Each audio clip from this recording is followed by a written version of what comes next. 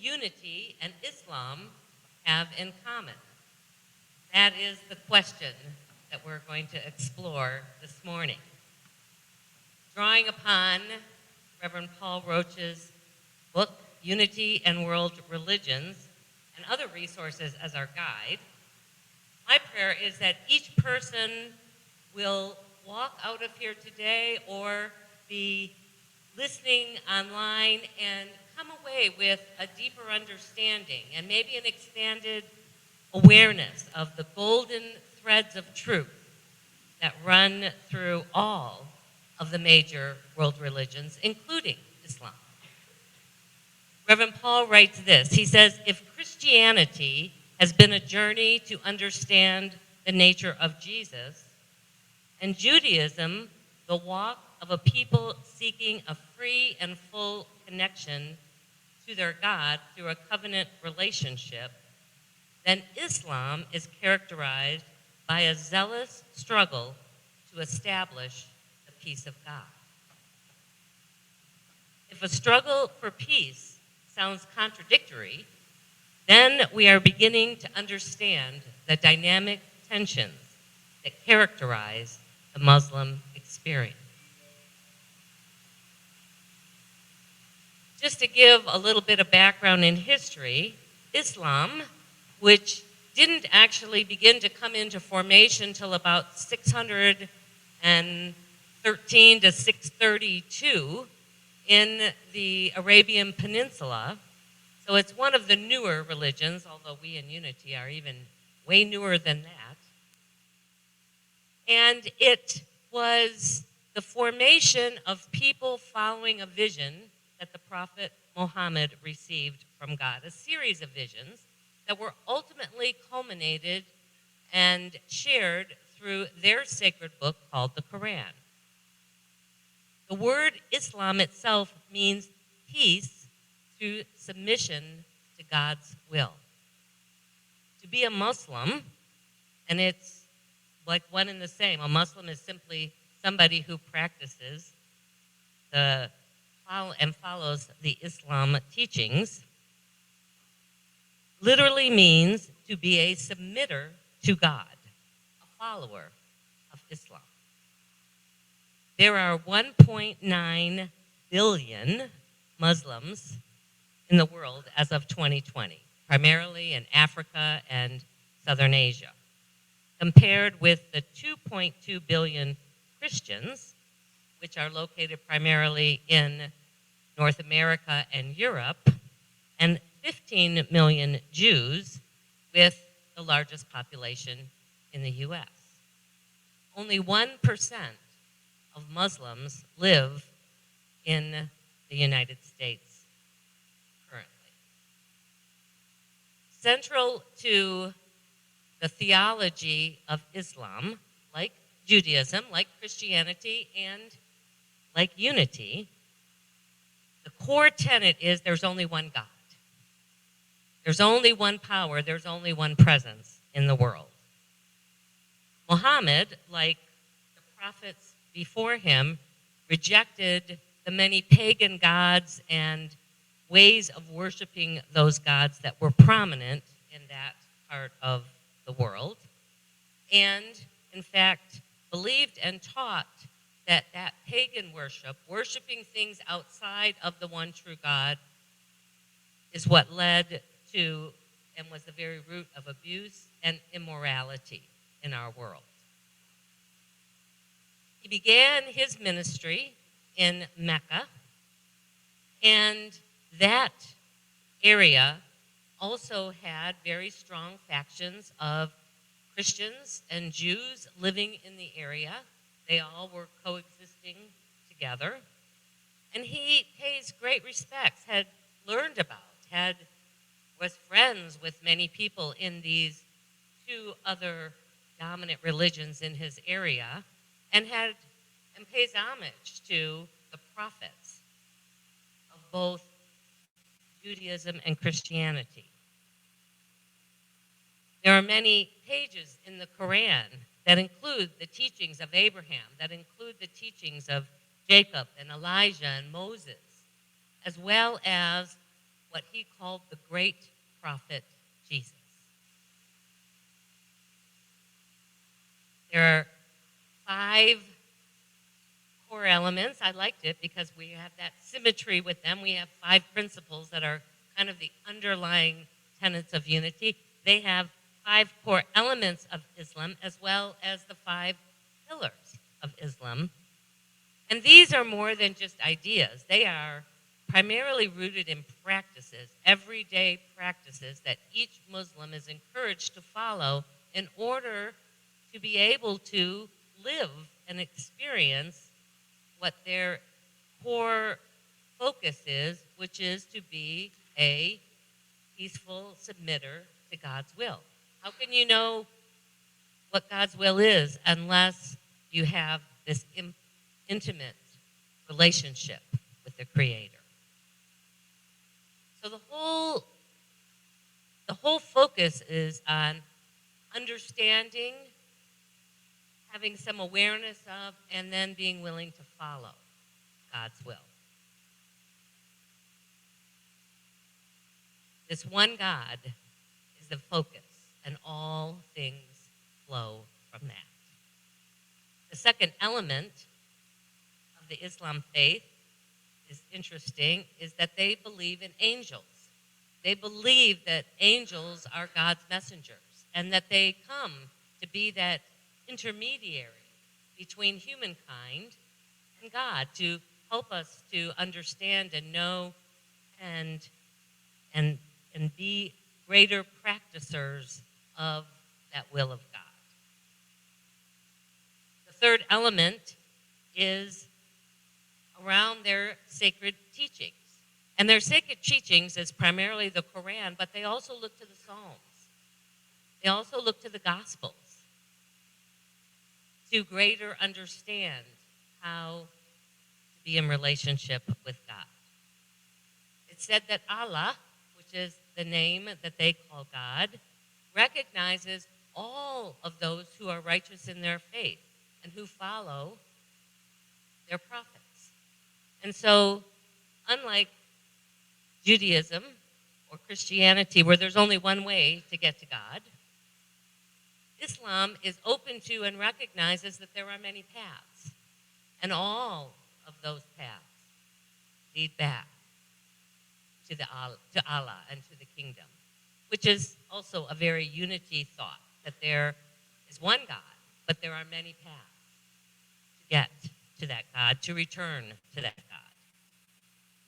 The fourth is the belief of the coming of the judgment day. So they are quite aligned with both Judaism and Christianity, that the day is going to come where God is going to return to this earth and physically restore the kingdom of heaven to this place. So paradise, as they call it, is a place for the faithful, and hell is the place that those who are faithless will live out their days. And the fifth element is the belief that God is in charge and that we should be humbled in the face of such magnificence and power. However, they don't see humanity as those unworthy worms of the dust or those miserable sinners forever unacceptable to God. Rather, when they're looking to express their magnificence, their joy, their praise of this God, it is out of a great joy in knowing that there is a oneness when we are engaged and aligned with this God. You know, this was the day I had 3 videos planned for you, but unfortunately the videos aren't going to work in our system today. So I was going to put up a picture here. We kind of pivoted at the last minute. And the 5 pillars of Islam you can see up here. So the first is, and everyone's required to do it if you're going to be a follower of Islam, is your profession of faith. And that faith says there is one God. And I am willing to submit to the will of that God. And Muhammad, for the people of Islam is the messenger that they follow. Prayer is big, and this is probably something you're familiar with if you're at all familiar with Muslims and their practices, because they are required to pray 5 times a day. Can you imagine?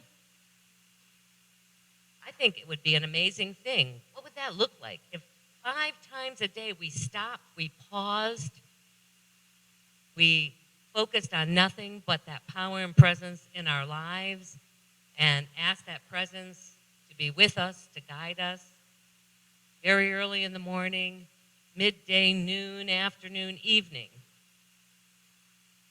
It is a practice, I think, that brings those who are following the faith of Islam a much richer, deeper experience of this God, because it's such an integral part of prayer in their lives. And they don't just pray like we Protestants tend to pray. We go, get in a quiet position, and we either in mind, because trust me, praying out loud for a lot of people brings them great anxiety. Most of us don't necessarily pray with our vocal cords. For them, praying is a full body experience. There is movement, body movement, there is singing and speaking, so that you get that vibrational tone of the power of the voice. Every part of their body gets included in the prayer process. This third pillar, almsgiving, I found quite interesting. I learned some things. I love doing this because I go out and do a little research and discover new things. So there is a required giving component of Islam. It's 2.5% of your income, and it goes to a place where you choose to serve people in need. So I thought to myself, well, if it doesn't go to the church itself, to the mosque itself, how does the mosque fund itself? Because this is actually, the 2.5 is going out to feed a need in the community. And what I discovered was that, except for in the West, every mosque is built either by the government or by a wealthy donor. And they sustain the salaries and the upkeep and maintenance of the building, so that the people who attend aren't asked to give to support that. Now in the West, what's been happening for those small Muslim populations is they don't have a government that's going to build a mosque for them here. And they typically don't even have a wealthy donor who's willing to fund the cost to create a sacred building and pay all of the salaries. And so they've kind of gotten around it and created nonprofit organizations, and then often give their 2.5% to that nonprofit that then helps support and fund all that's necessary for that mosque to continue to operate. So it's worked really well in those other countries, but in this particular country, they're having to take a look at that model. And we, like every other church, kind of has that model where, especially in Unity and other small denominations, that we are fully funded by the people who give to this church and the organizations that we receive our good from. The fourth that is something that every Muslim will practice is the annual fasting during Ramadan. And so for that 30 days that is leading up to their holy day, they fast from morning till night. They can have a little bite to eat after the sun goes down, but every day for those 30 days they fast. And it's kind of similar to Lent. It gets practiced and has historically been practiced over eons in the Christian and in Judaism. Yom Kippur, you often fast before you have that grand celebration. And it's really a practice of self-discipline. It's a practice that they are each reminded and pray upon those who have less than they do to remind themselves how abundantly they live in life. And it's also a way in which they pay um, respect and homage to their one God by stepping into and practicing this every year. And then finally, there is the pilgrimage that each, I'm trying to find the right place to do this where I'm not blowing it out, and yet you can still hear me. Every Muslim is required, if at all possible, to make one trip in a lifetime to Mecca, which is the center where the mystical black stone is, that if you can go and touch it, you can touch almost the very energy of God. Let's look at that picture. I wanted to show you, I was going to show you an actual video of the crowds that will show up in Mecca, especially around the holy days of Ramadan. But can you imagine being in this space with millions of other people at one time? And again, this isn't a stagnant journey. You're always moving. The whole crowd is in constant motion. And eventually, if you're lucky, the crowd will move in such a way where you'll get to the very center and be able to have that experience. It's kind of like many people, I would encourage people at least once in their lifetime to go to Unity Village and be able to experience those beautiful grounds there. Islam, like all religions before it, also has a mystical aspect to it. We talked about the Christian mystics, and we talked about those who study the Kabbalah, which is the mystical arm of Judaism. Well, in Islam, the mystical aspect of this is Sufism. Perhaps you've heard of that. So it is the practice of Islam, but their real focus and intent is to have a direct spiritual experience of God. Their practices are around cultivating that. It is their main goal is a journey to discover the eternal self, what we call the Christ Spirit within us. And whether it is the contemplative dances of the whirling dervishes, that's what their whole purpose of doing that. It looks beautiful if you've ever had a chance to see. It's an amazing, almost energetically palatable experience. I got to see some whirling dervishes when I was in Istanbul, and it is, I don't think I could ever do it because you really have to practice so that you're not dizzy. I mean, sometimes they go for hours, spinning round and round and round. And the whole purpose is to have that direct spiritual experience with God. We also, whether we know it was part of the Islam faith or not, have much beautiful science discoveries, poetry. People like Rumi and Hafiz come out of the Islam tradition. And they're the mystical side, where they're really focused on the presence and the power and the experience of God's love. That presence as a deep and abiding understanding and identification with God. They see themselves as one with God. And above all else, that core quality of love, that universal, unconditional love. The path is really about falling in love with the divine. That is Mecca for someone who is following the path of Sufism. In many ways, that path is very similar to the journey for those who come into unity, to engage with, to experience, and to call forth the full power of God's love in expression. And so as we take a moment and we're going to move into a time of meditation, I want to share with you as part of our meditation today a poem that comes from a medieval Sufi called Ibn Arabi. And the words, I think, resonate just as beautifully today as they did 1,000 years ago. So I would just invite you to take a moment to bring your attention inward.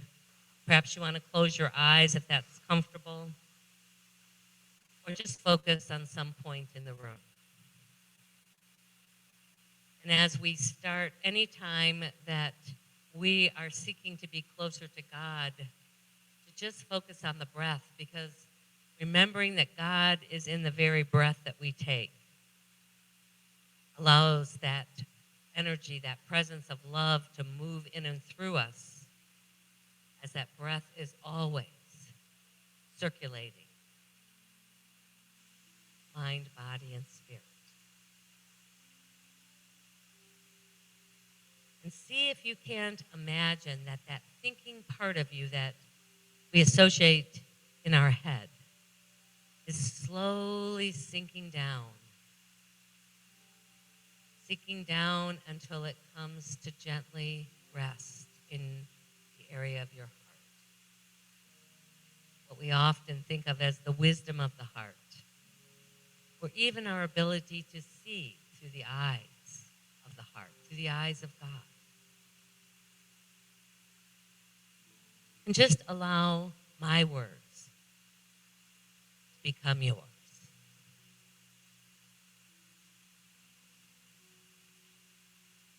My heart has opened unto every form. It is a pasture for the gazelles, a cloister for Christian monks, even a temple for idols, the Kaaba of the pilgrim, the table of the Torah, and the book of the Quran. I practice the religion of love.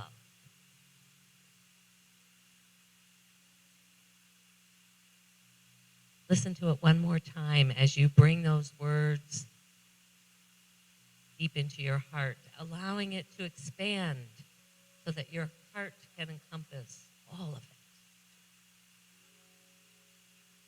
My heart has opened unto every form. It is a pasture for the gazelles, a cloister for the Christian monks, a temple for the idols, a Kaaba of the pilgrim, the table of the Torah, and the book of the Quran. I practice the religion of love.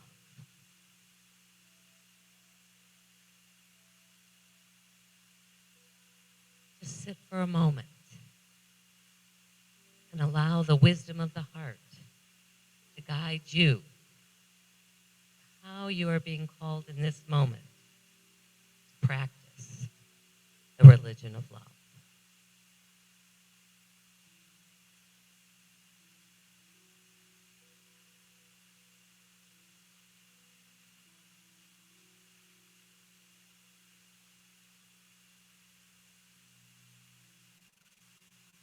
And as you begin to bring your attention back to this time and place, to the sounds in the room, the awareness of the chair support you. Allow this last line to live and ruminate and be guided into new ways. As you hold that thought throughout this day and the days to come, I practice the religion of love. And whenever you're ready, you can open your eyes.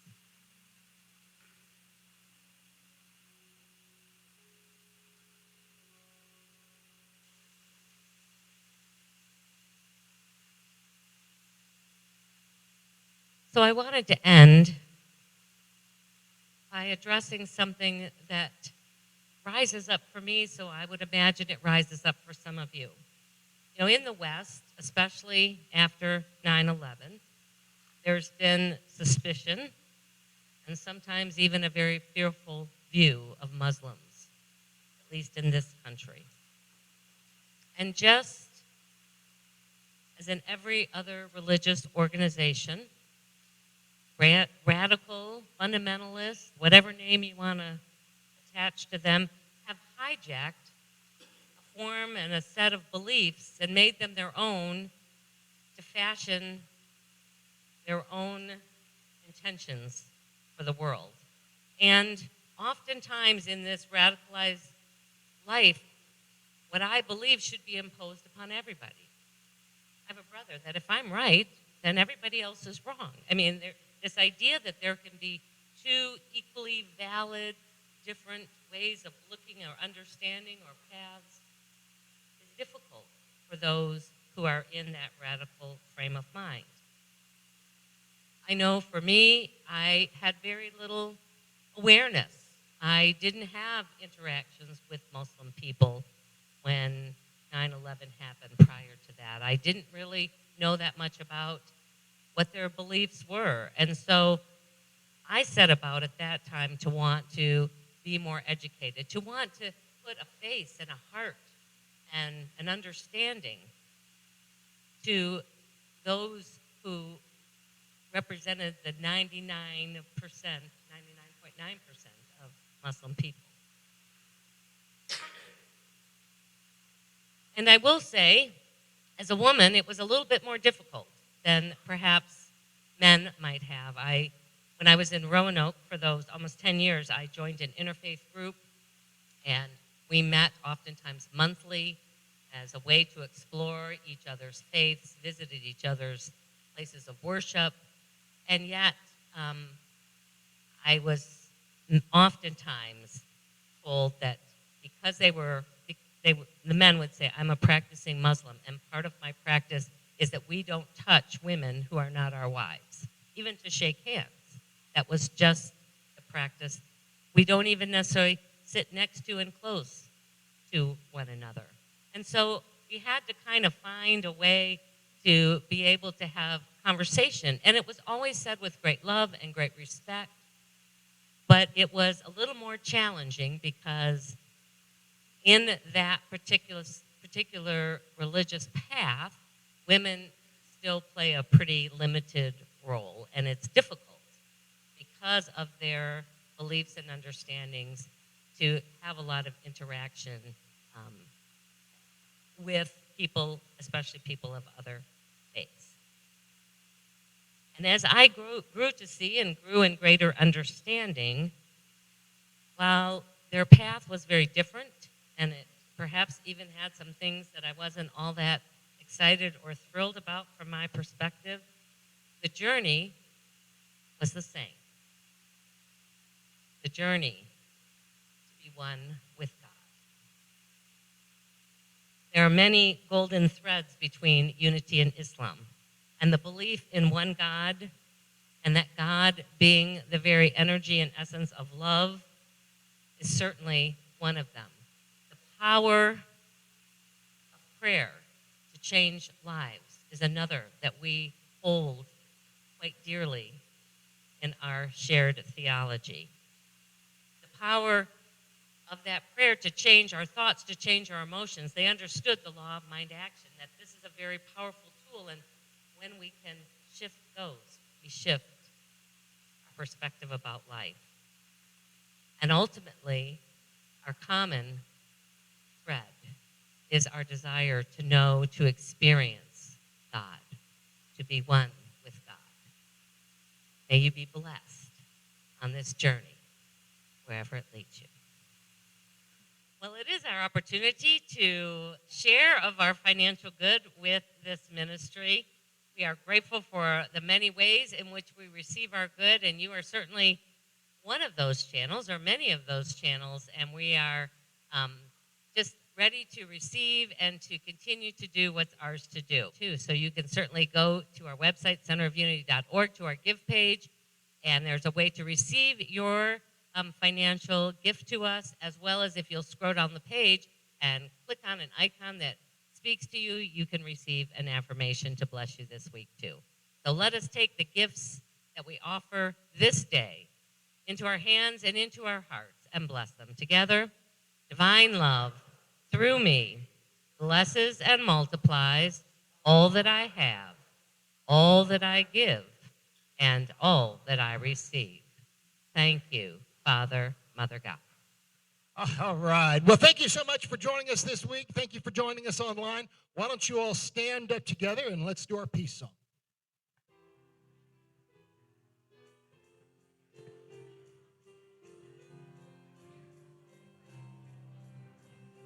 Let there be peace on earth, and let it begin with me. Let there be peace on earth, the peace that was meant to be. With God as a father, family all are we. Let me walk with my family in perfect harmony. Let peace begin with me. Let this be the moment now. With every step I take, let this be my joyous vow. To take each moment and live each moment in peace eternally. Let there be peace on earth, and let it begin with me. And so as we go into this day, into this week, seeking to be in the midst of the presence of God and the presence of love, we go knowing our prayer for protection together. The light of God surrounds us. I am the light of God. The love of God enfolds us. I am the love of God. The power of God protects us. I am the power of God. The presence of God watches over us. I am the presence of God. Wherever we are, God is, and all is well.